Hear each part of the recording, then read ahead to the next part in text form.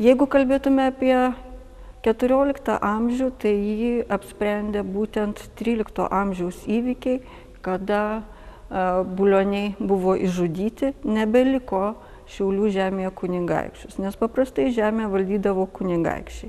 Kita vertus reikia atsiminti, kad Žemaitijoje kunigaikščiai buvo renkami ir nepaveldėdavo žemės. Taigi, greičiausiai išžudžius bulionius, Šiaulių žemę valdė Šiaulių žemės diduomenė, neberinko jau kito kunigaikščio. Ir jie buvo lojalūs, pakluso Lietuvos valdovui.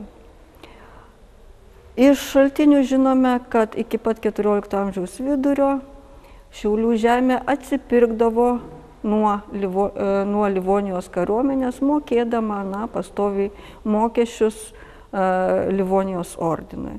Tačiau 1348 metais Šiaulių žemės diduomenė atsisakė tai daryti ir kuomet Livonijos kariuomenė grįžinėjo nusiaubusi Žemaitijos kitas žemės pro Šiaulių žemę, Šiaulių žemės diduomenė, bajorija susiorganizavusi užpuolė begrįžtančius livoniečius ir juos atakavo, žuvo nemažai Livonijos kariuomenės ir tada livoniečiai surengė atsakomai dar vieną žygį ir sunaikino daugelį Šiaulių žemės pilių.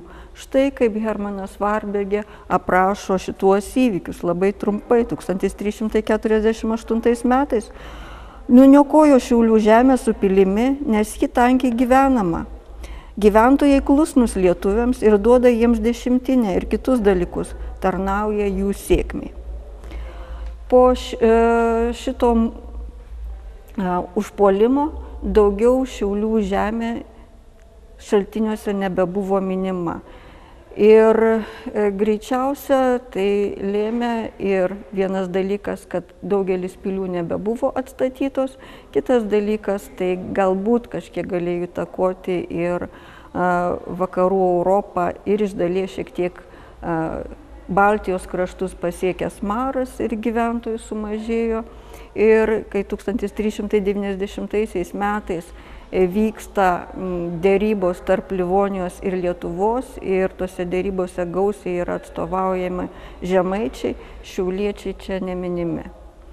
Taigi dar lenkų istorikas Henrikas Lovenskis buvo iškėlęs tokią teoriją, kad Šiaulių žemė, buvusi Šiaulių žemė virto dykra ir beveik negyvenama. Archeologiniai duomenys to nei patvirtina, nei paneigia. Tiesa, kai kurie labiau visgi leidžia teigti, kad tokios dykros, visiškos dykros čia nebuvo, bet žinoma reikalingi daug gilesni tyrimai. Taigi tokia trumpa 13–14 amžiaus istorija.